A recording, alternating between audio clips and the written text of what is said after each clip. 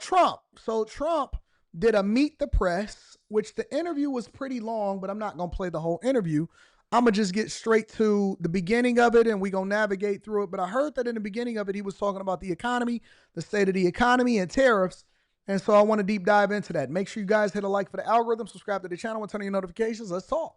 President Trump, welcome back to Meet the Press. Thank you very much. Thank you so much for being here to mark your first 100 days in office. It has been an incredibly busy 100 days. You've signed more than 140 executive orders. You've been focused on the border, the economy, foreign policy. What is your biggest goal in the next 100 days? Well, I think we're going to see a lot of results. We've already seen them on the border. We have the best border in the history of our country. It was 99.999. And nobody ever thought that was possible. In fact, Biden, if you remember, said he has to get legislation. And I said, no, you just need a new president. And I guess I was right. We have the best border we've ever had. We're doing great on illegal immigration. We are being hit hard by judges that I think they're trying to take away the power of the presidency. I was elected in a massive landslide and a big vote. We won the swing states. We won the popular vote. We won the district votes by tremendous numbers. We won everything. And one of the primary reasons I was elected was to get people out of our country that were allowed. We have prisoners, we have murderers, we have terrorists in our country, we have people from mental institutions that are seriously insane. They all came in through Biden's open border policy, and I was elected to get them out and to seal the border, but to get them out. And we'll have judges, they're activist judges, they're saying, well, you know, you don't have the right to take out murderers and people that you don't even want to talk about. These are really some really bad criminal people, and they're here illegally. So, you know, they talk about your next question will be due process, but they talk about due process, but do you get due process when you're here illegally? We're going to talk. Let's talk about that for a minute. Due process. It's a distraction. It is something that tries to hold up our administration from doing a job. And I'm trying to understand how that works. All right. So if you guys don't mind, go ahead and give me a little bit of rope here and you can explain it to me in the chat. What is due process for somebody that was not supposed to be here in the first place? What is due process for somebody that is not supposed to be here in the first place? So you can walk over and do what you want to do for as long as you want to do it until you get caught. When you get caught, now it's going to take us a year to deport you, and then you can just walk right back over here when you get the opportunity to. So we're going to go through a court process, due process, legislative process. I think that this is one of the things that's holding up the court system from being able to actually legally get people here in the first place. I thought that due process was for the United States of American citizens. I didn't know that that was for people that was here illegally. About all of that. We are going to talk about deportation, but I want to start on the economy, sir, which obviously the biggest issue for voters. We got new numbers today, better than expected job numbers. Much better. At the same time, the economy shrank in the first quarter. You've been arguing all week that this is President Biden's economy. Is this now your economy, sir? Well, I think certain aspects of it are. Costs are. I was able to get down the costs, but even that, it takes a while to get them down, but we got them down good. We lost $5 to $6 billion a day with Biden. $5 to $6 billion. And I've got that down to a great number right now in a record time. You know, we're talking about 100 days. But just think of what that is. $5 billion a day we're losing on trade. I was just talking about you, Mika. We're very tough with China, as you know. We put 145% tariff on. Nobody's ever heard of such a thing. And we've essentially cut off trade relationships by putting that much of a tariff on. And that's okay. We've gone cold turkey. That means that we're not losing. You know, we lost $1 trillion to China. $1 trillion. That means we're not losing $1 trillion when we go cold turkey because we're not doing business with them right now. And they want to make a deal. They want to make a deal very badly. We'll see how that all turns out, but it's got to be a fair deal. But think of it, we were losing $1 trillion, and that was a big part of the $5 million a day. And I want to. Do you guys, if you guys had to do something differently with our elections, one thing that I would do personally, the first thing that I would do is put term limits on Congress. I don't think that Congress members should be able to stay in Congress for longer than 8 years. I don't think that Congress people should be able to stay in Congress for longer than 8 years. That's the first thing that I would do is I will put term limits on Congress. I don't know why we don't have term limits on Congress. I don't know why we've had Nancy Pelosi for my entire lifetime. I don't know why we've had Bernie Sanders for my entire lifetime. I don't know how somebody can be a lifetime politician like Joe Biden. He spent 50 years. Joe Biden was in politics for longer than I've been alive. 50 years. Let me propose something else to y'all. And I'm not saying that this is my suggestion. This is what I'm asking you guys. Do you guys also think that we should elect presidents for 8 years, one term? And the reason that I asked that is because somebody said in the chat, well, Trump is going balls to the walls. He is trying to make sure that he addressed everything, and he's doing it in record time, and he's truly trying to fix the United States of America. Will we be in this situation if we had Trump for 8 years straight? Or should we do 4 fours? DK said, I don't know about that. Well, because think about it. Because it's hard for a president to get stuff done. When they first get in for their first 4 years, it's trying to figure it out. It's going into it. It's trying to, do all of this. Well, your car says 8 years of Kamala and Biden would have ruined the whole country. Okay, that's one way to look at it. The other way to look at it is that they would have never got in office in the first place if we had Trump from 2016 to 2024. Jerry says, I love Trump, but not that much. Well, it's not about Trump. I'm not even talking about Trump. I'm talking about being able to get things done. Trump was really prevented from getting stuff done in his first term in office because he had entire Congress against him. And, we didn't control all 3 legislative branches, right? So the things that Trump did do, the first day in office, Biden undid it. The first day in office, Biden opened up our borders. He did away with the 94 legislative executive, or I'm not even saying legislative, the 94 executive orders that Trump used in order to prevent people from coming over here illegally into the country. So had we had him, or if we allowed for him to be able to do the things that he need to do and go hard for the United States of America the entire time, would that be a bad thing is what I'm asking. Y'all saying 4 years is perfect? Okay, I accept that.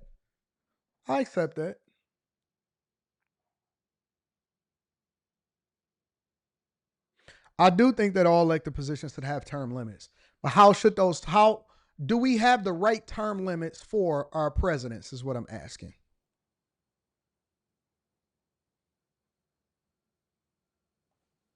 Two 5-year terms? Okay. To talk about China, but just staying on this idea of the economy. On the eve of your inauguration, the stock market spiked. You called it the Trump effect. It spiked because I was elected president. Well, it spiked because of anybody else. It spiked because they see what I'm going to do. They know what I'm going to do with the tariffs and everything else. And I think it's actually working out better than we anticipated. Did you see oil prices? Did you see gasoline is now below, in many cases, in many states, below $2 a gallon, $1.98, $1.99, $1.97? Well, my question, sir, is when the stock market spiked, you said this is the Trump effect. When the numbers weren't so good earlier this week, you said it's the Biden effect. Are you only taking ownership of the good numbers and not the bad numbers? Well, I think he did a lot of very bad things, and despite some of the bad things, we're overcoming them. But he was bad on the border. He was bad on the economy. We had the worst inflation in the history of our country. Look, Biden gave us the worst inflation in the history of our country. people, It's a it fact. didn't matter what they made because they were losing their shirt because of costs. Now take a look at what happened. Oil is down, gasoline is down, groceries are down, eggs. You were the one that asked me. You asked me about eggs. It was the first week. I didn't even know anything about what were you talking about.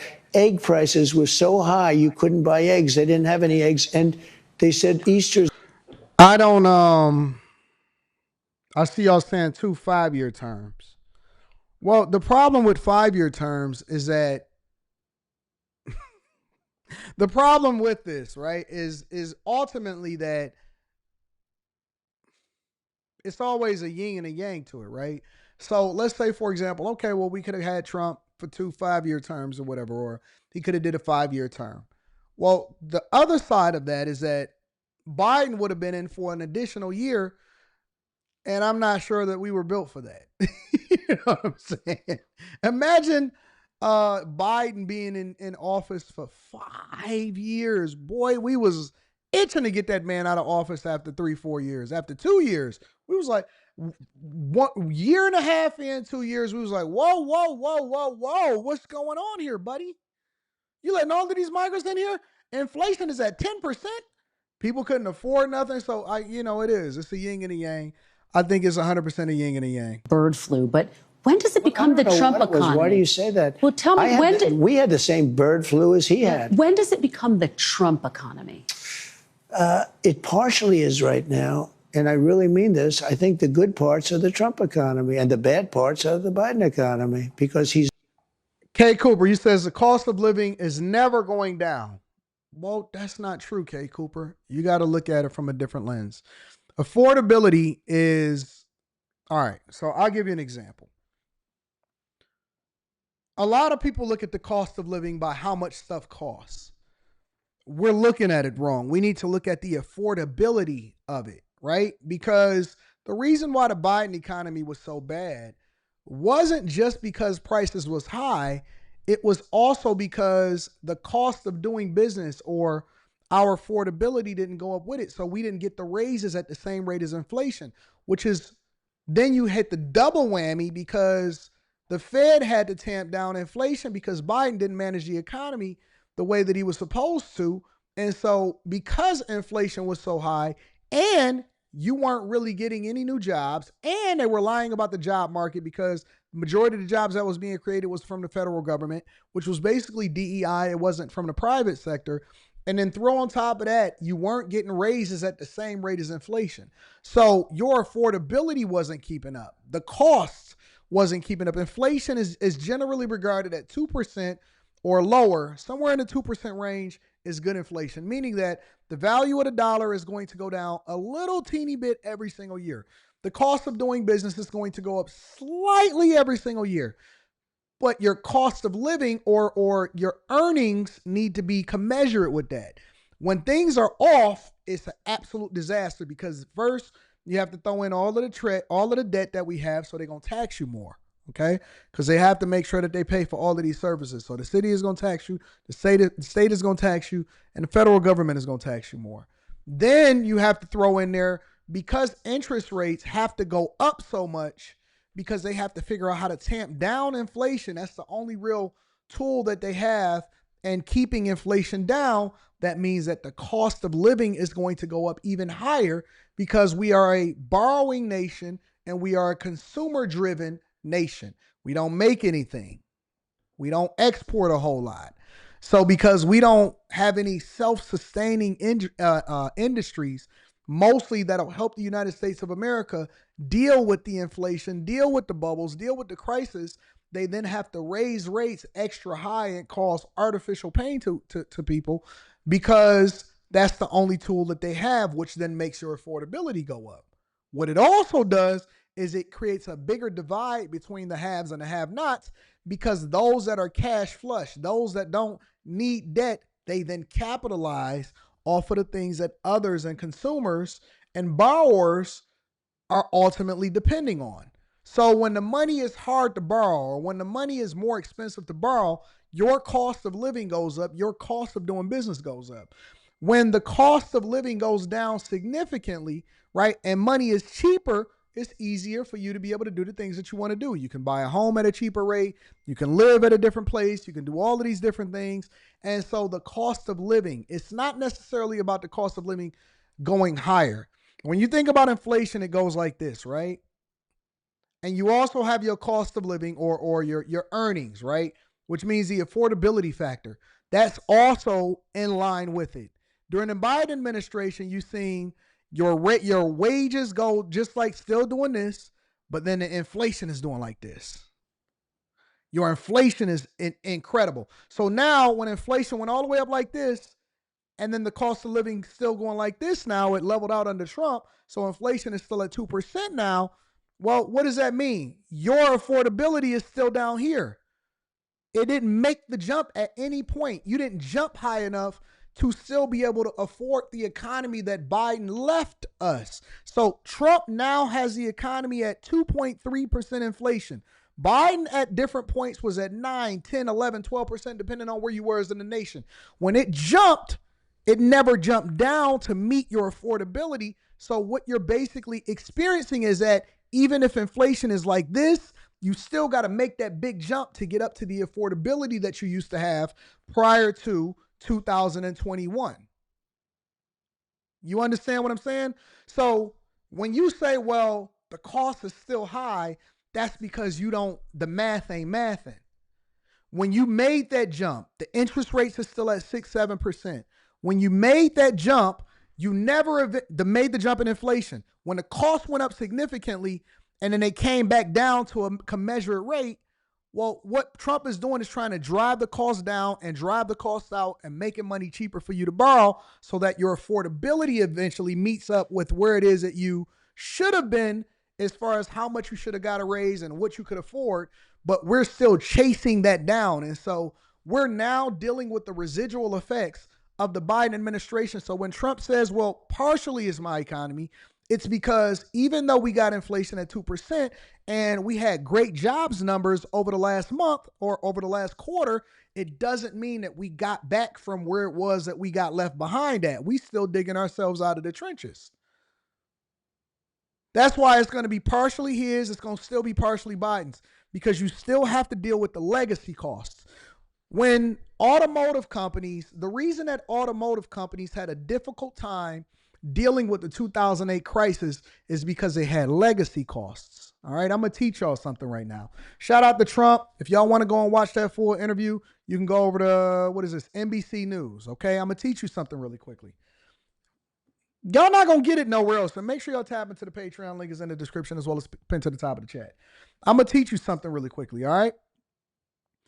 The reason that Toyota, Honda, and Nissan, the Japanese automakers that came over here and took over in the 70s and 80s, the reason that they were able to compete more effectively is because they didn't have the legacy costs that came along with being a traditional automaker. So when your grandfather and your great-grandfather came up from the South and went and got a job in the North, and they came to Detroit and said, you know what, we gonna boom, we gonna get this money.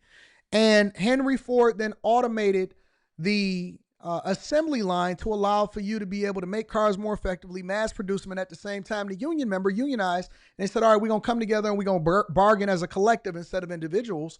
Well, what happened was they offered them initially a pension. And so when they offered them a pension, some of these other companies did, and the federal government, they offered them a pension. They said, well, if you work 30 years, then we'll give you a lifetime of retirement. Well, it was a lot of guys that came through. It made sense at that point because the automakers prior to that had just gotten started up. They had record profits. They had no previous costs that was due to that. Well, eventually the Japanese automakers came into the United States of America and they learned how to make cars more effectively, but at the same time, they didn't have the legacy costs. So they were able to drive more money into research and development and keep the cost low. And so they were not dealing with the same retirement benefits that the previous automakers or the United States of American automakers had already promised to your father, your great-grandfather, and then those same benefits, even if he died, went over to his widow, which we then switched over to a 401k to release our companies and allow for them to be able to compete internationally, because at the same time you had Clinton then came in and he gave you NAFTA. The previous Bushes and the Clintons, they gave you the North America Free Trade Agreement, which allowed for automakers to then ship jobs outside of the United States of America to save costs, but they never passed that cost benefit over to the consumers. So now automakers were dealing with legacy costs. They had retirement benefits. They had to take care of your health care coverage. They had to give you a pension. And they didn't have as much money coming in as they had previously because we had more competition. Now you see the Hyundais and the Kias, the North Koreans coming over here, and you see the Chinese trying to come over here, and they're trying to do the same thing, and you see Nissan going out of business. You see Honda having a hard time, and they're about to merge with Nissan, similar to how we had automakers merging with the American automakers, and you see Toyota trying to stay the course and keep steady and not innovate too fast because they don't have as much money to dedicate to research and development. They had to go into the lean manufacturing process, which was adopted by all automakers, which leveled the playing field. Right? So now what Trump is doing and what this current administration is doing is saying you're not going to get an uncompetitive playing field by importing cars inside of the United States of America, not hiring American workers, and having to compete without the legacy costs against our traditional automakers that hire people here in the United States of America. Well, it's a similar thing when it comes to our economy. We are basically dealing with the legacy costs of previous administrations while at the same time trying to solve for and make sure that we're bringing American manufacturing back to the United States of America and at the same time trim costs so we can still pay off our $36 trillion in debt. So it is always going to be both economies. You're always going to deal with the legacy that came from the presidents before, which is one of the reasons why when we elect the president, we have to pay attention to how it's going to affect our children. Our elections aren't for us. Whatever we're currently in, whatever we're currently dealing with, our elections are not for us. You are not going to see a massive, significant change. Change is incremental, but it's absolutely the thing that your children is either going to benefit from or pay for in the future. That's why you haven't seen or you'll never truly experience what the impacts of something in until 3 or 4 presidents later. A lot of times Trump had to renegotiate the North America Free Trade Agreement from the 90s. From the 80s and the 90s, that's what he had to negotiate from. But we left that thing in place. The Biden administration left the tariffs in place from the Trump administration the first time. You know why? Because they understood that the Chinese were absolutely taking advantage of us, but he couldn't cause huge waves because he was already dealing with problems when it came to massive inflation that he couldn't tamp down in the first place. So he couldn't compound issues. He had to deal with one small issue at a time, and they was letting a bunch of people over here in the first place. So when you think about these presidents and you think about these elections and you think about the things that we need to be solving for or the conversations that presidents have to sell you on electing them while at the same time solving for the problems that most people don't even understand because most people don't have the attention span that lasts long enough to have these conversations. They small-minded. They got to give you little breadcrumbs. They got to give you things here and things there. Oh, okay, listen. We're gonna give everybody $5,000. And then on the Democrat side is your body, your choice. What they didn't tell you is that it didn't even matter whether or not Trump or Kamala Harris got elected when it came to abortion rights because it had to be voted on by the states. It never removed your ability to be able to do what you wanted to do with your body, and that's why you don't see anybody talking about it today. They give you the things that's easy to market to you. When they do these bills, they say, oh man, these is the infrastructure bill or the new Green Deal. They have to market it to you because most people don't have the attention span to dig deep enough to understand where we came from and why we need to elect this person. Because if we never did, it would have been a disaster for your children. And that's why I also call the boomers the worst generation of all time, because they had the biggest opportunities and they fumbled it the most and they never did the thing for the people that was coming after them. The boomers is the worst generation of all time, in my opinion. All time in the United States of America, because they had the opportunity, they had the money, they had the unions, they had the numbers, they had the solidarity, and they gave up on their homes. They got addicted to drugs. They decided that they wanted to fumble the bag. They used the unions, but they didn't benefit the next generation, and they voted horribly, and they gave away all of our future in order to get a quick bag that didn't benefit them in the long term.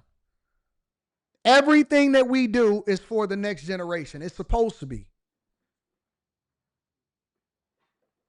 Put my Yeezy slide back on. It's supposed to be.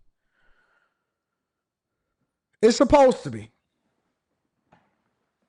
They sold their mother's houses. They gave us HOA fees, higher taxes, and then they all turned gay.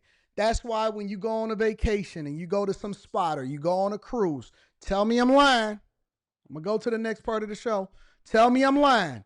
When you go on a cruise or you go to a vacation or you go to an unknown spot where they don't have to show their family and friends who they really are, you're going to see two older men holding hands and two older women kissing. They're the worst generation of all time.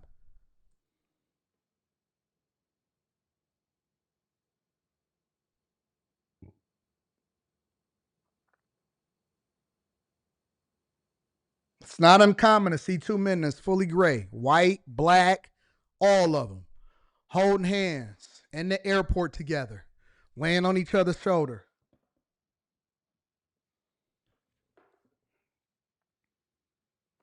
Worst generation of all time.